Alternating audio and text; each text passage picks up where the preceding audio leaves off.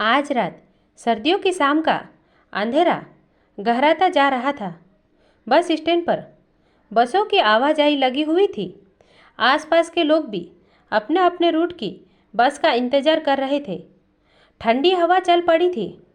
हल्की फुल्की ठंड रोहिणी के रोम रोम में हल्की सी सिहरन पैदा कर रही थी। वह अपने आप को साड़ी के पल्लू से कसकर ढके जा रही थी। रोहिणी को सर्दियाँ पसंद नहीं है। सर्दियों में शाम होते ही सन्नाटा पसर जाता है। उस पसरे सन्नाटे ने ही उसके अकेलेपन को और ज़्यादा पुख्ता कर दिया था। सोसाइटी में 100 फ्लैट थे। दूर तक आने जाने वालों की हलचल देख दिन निकल जाता था। लेकिन शाम होते होते वह अपने आप को एक कैद में ही पाती थी। उस कैद खाने में जिसमें मखमली बिस्तर व सहूलियत के साजो सामान से सजा हर सामान होता था। वह अकेली कभी पलंग पर तो कभी सोफे पर बैठी मोबाइल पर उंगलियां चलाती तो कभी बालकनी में खड़ी यूं आकार में बने सोसाइटी के फ्लैटों की खिड़कियों की लाइटें देखती, जो कहीं डिम होती तो कहीं बंद होती। चारों तरफ सिर्फ सन्नाटा होता। सोसाइटी में दोपहर के बाद बच्चों के खेलने कूदने के शोर से उस सन्नाटे में जैसे हलचल सी नजर आती। वह भी रोजाना में वॉक के लिए चली जाती और कुछ देर हम उम्र पास पड़ोसियों के साथ अपना वक्त गुजाराती। फिर भी शाम की चहल पहल के बाद सिर्फ सन्नाटा ही होता। अपने शाम के खाने की तैयारी के बाद भी उसके पास होता सिर्फ कार्तिक का इंतजार। वह जैसे जैसे अपनी उन्नति की सीढ़ियाँ चढ़ रहा था, वैसे वैसे उसका घर के लिए वक्त कम होता जा रहा था। कई बार उसने शिकायत की, लेकिन कार्तिक उसे एक ही बात कहता, रोहिणी, तुम नहीं समझोगी, बॉस बनना आसान नहीं है। प्राइवेट सेक्टर है। इतनी सहूलियत हमें कंपनी इसलिए ही देती है कि हम टाइम पर काम। कार्तिक की बातों पर रोहिणी चुप हो जाती थी और उस छोटी सी बहस के बाद दोनों के बीच कोई वार्तालाप ना होता। रात में कार्तिक अपने लैपटॉप पर कुछ न कुछ ऑफिशियल काम करने लगता। न जाने कब सोता। रोज की यही दिनचर्या थी उसकी। उसके बाद कभी कभी तो कार्तिक हफ्ते 15 दिन के टूर से लौटता और कभी विदेश जा कर महीने भर बाद लौटता। इस दौरान रोहिणी अकेले ही रहती। कभी कभी अपनी सहेलियों से, आस पड़ोसियों से मिल आती, लेकिन इन सब से कब तक उसका वक्त गुजरता। उसे अपनी सहेलियों को, उनके परिवार व पति के साथ देख खुशी तो होती ही, साथ ही जलन भी होती। उसके घर की चार दीवारी में तन्हाई और अकेलापन उसके मन को रिझा किए जा रहा था। आजकल दोनों में काम की ही बात होती थी। पहले सी आपसी नोकझोंक, हंसी मजाक भी अब बंद हो गया था। कभी कभी कार्तिक उसे पार्टी में वो बाहर लेकर जाता था। वह कभी गलत राह पर भी नहीं था, यह रोहिणी को विश्वास था। लेकिन उसके पास उसके लिए भी तो वक्त नहीं था। एक दिन रोहिणी ने कार्तिक को अपनी सहेली की एनिवर्सरी पार्टी में चलने को कहा। कार्तिक ने साथ चलने के हाँ भरने पर ही वह बड़े शौक से कार्तिक की पसंद की शिफॉन की गुलाबी साड़ी पहन तैयार हुई। बाल भी खुले रखे, साथ में पर्ल सेट पहन उसने उस दिन अपने आप को दर्पण में बार बार निहारा। आज काफ़ी अरसे बाद वह कार्तिक के साथ अपनी सहेलियों के बीच जा रही थी। वह बहुत खुश थी। लेकिन धीरे धीरे शाम से रात हो गई। वह कार्तिक का इंतज़ार करती रही। फ़ोन करती तो स्विच ऑफ। न जाने कब कार्तिक का इंतज़ार करते करते उसकी सोफे पर ही आँख लग गई। रात 12 बजे कार्तिक ने घर की बेल बजाई तो उसने अपनी सूजी हुई लाल आँखों को छिपाते हुए गेट खोल दिया। अपने सामने रोहिणी को तैयार देख कार्तिक को याद आया कि उसे तो आज रोहिणी के फ्रेंड की एनिवर्सरी में जाना था।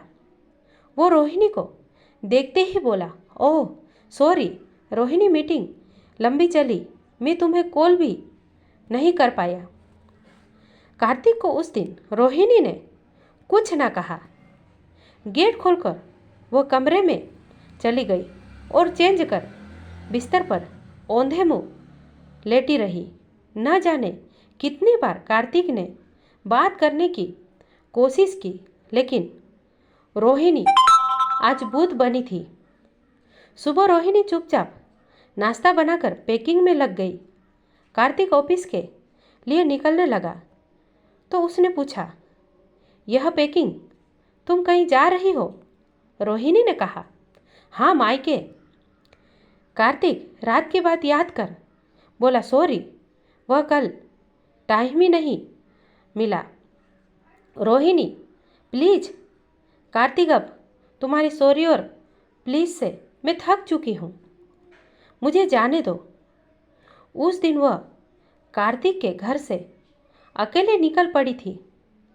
उसने बहुत रोका, लेकिन अब शायद उसकी बर्दाश्त से बाहर था वहाँ रुकना। मायके पहुंची तो अचानक उसे देखकर सब हैरान थे, लेकिन वह सरप्राइज विजिट का नाम दे 15 दिन रुक गई। मगर धीरे धीरे माँ को सब समझ आने लगा। उन्होंने रोहिणी से पूछा तो वह हंसकर अपने दर्द को छिपा इतना ही कह पाई, क्या मैं यहाँ कुछ दिन अपनी मर्जी से नहीं रुक सकती? माँ ने रोहिणी की नज़रों को पढ़ते हुए कहा, बेटा रह तो सकती हो, पर अब तुम्हारी मर्जी के साथ कार्तिक की मंजूरी भी जरूरी है। माँ के इतना कहते ही रोहिणी का छिपा दर्द उभर उठा और वह अपनी आंखों में भरे आंसुओं को माँ के आगे रोक ना सकी। अपनी उदासी वो अपना अकेलापन बयां कर गई। तब माँ ने उसे बताया, तुम्हारे आने के दूसरे दिन ही कार्तिक ने मुझे फ़ोन पर सब बता दिया। वह अपनी नौकरी के कारण तुम्हें समय नहीं दे पाता। उसे भी दुख है, लेकिन वह तुम्हारे बिना परेशान है। कुछ निर्णय जल्दीबाजी में सही नहीं होते बेटा। रात ही मेरा उससे बात हुई। तुमने इतने दिनों में उसे फ़ोन भी नहीं किया और उसका फ़ोन भी अटेंड नहीं किया। इतनी नाराज़गी भी अच्छी नहीं। वह तुम्हें लेने आना चाहता है। वह तो जो कुछ कर रहा है पैसा कमाने के लिए ही तो कर रहा है। अभी तुम्हारी शादी को साल भर हुआ है।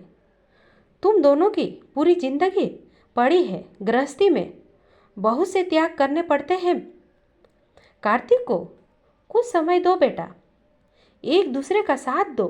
कुछ देर बाद कर माँ उस कमरे की मून लाइट का स्विच ऑन कर जाते जाते उसे फिर एक बार सोचने के लिए कह गई।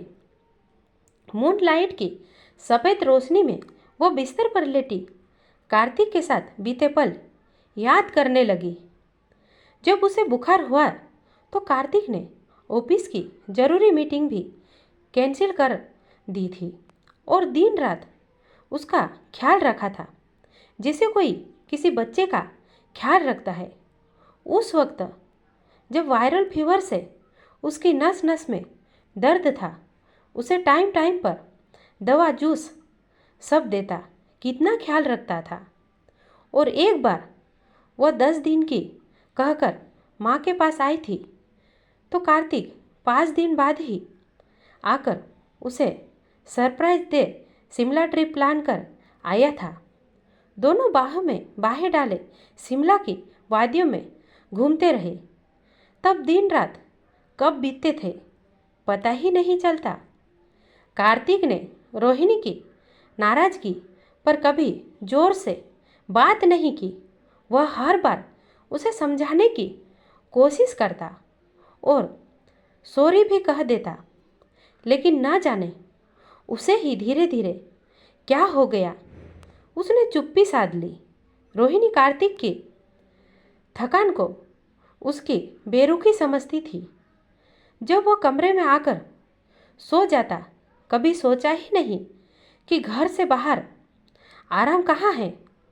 और मैंने उसे घर आने के बाद अपने प्यार के सहारे की जगह नाराज़गी और चुप्पी ही दी। उसने कभी कुछ न कहा। वह जिस प्यार को भूल बैठी थी वो फिर आज उसके दिल की परतों को हटा सहलाने लगा था। उसका रिश्ता प्यार के एहसास को बटोरने लगा था। उसे अपनी गलती का एहसास हो गया था। न जाने कैसे आहिस्ता आहिस्ता उसने कार्तिक को अपने आस से इतना दूर कर दिया। अब वह कार्तिक को और इंतज़ार नहीं करवाना चाहती थी। यह लो, चाय पी लो, तुम्हें ठंड लग जाएगी, बस आने वाली है, आधा घंटा बाकी है। कार्तिक की आवाज़ से वह एकाएक वर्तमान में लौट आई। सामने दो चाय के कप लिए कार्तिक मुस्कुरा रहा था। उसे देखकर वह भी मुस्कुरा दी। उस समय ऐसा लग रहा था जैसे दोनों के बीच कोई दूरी ना हो। दोनों ने एक दूसरे को माफ़ कर दिया हो। पास की बेंच पर बैठकर दोनों ने चाय पी। रोहिणी कार्तिक के हाथ में हाथ डाले उसके कंधे पर सिर रख बस का इंतज़ार करने लगी। कुछ ही देर में बस आ गई। कार्तिक ने बस में सामान रखा और बस में चढ़ने के लिए रोहिणी का हाथ थाम लिया। बस चल पड़ी। दोनों एक दूसरे में खोए सफ़र तय कर रहे थे। अब वे कभी ना खत्म होने वाली राह पर चल पड़े थे। कार्तिक के चेहरे पर रोहिणी की बिखरी लंटें अपना आधिपत्य जता रही थी। रोहिणी कार्तिक की अदा पर मंद मंद मुस्कुराकर कार्तिक के आगोश में सिमटी जा रही थी। वह खुश थी कि आज कार्तिक ने उसके रोते मन की उलझन को अपने प्रेम भरे साथ से सुलझा दिया। तो दोस्तों, उम्मीद करते हैं कि आप सभी को यह कहानी पसंद आई होगी। तो प्लीज़ अपना प्यारा सा कमेंट बॉक्स में लिखकर ज़रूर बताइएगा और साथ साथ हमारे चैनल को भी सब्सक्राइब ज़रूर कर दीजिएगा। धन्यवाद। तब तक अपना ख्याल रखें, खुश रहे, स्वस्थ रहे और मस्त रहे। कल फिर मुलाकात।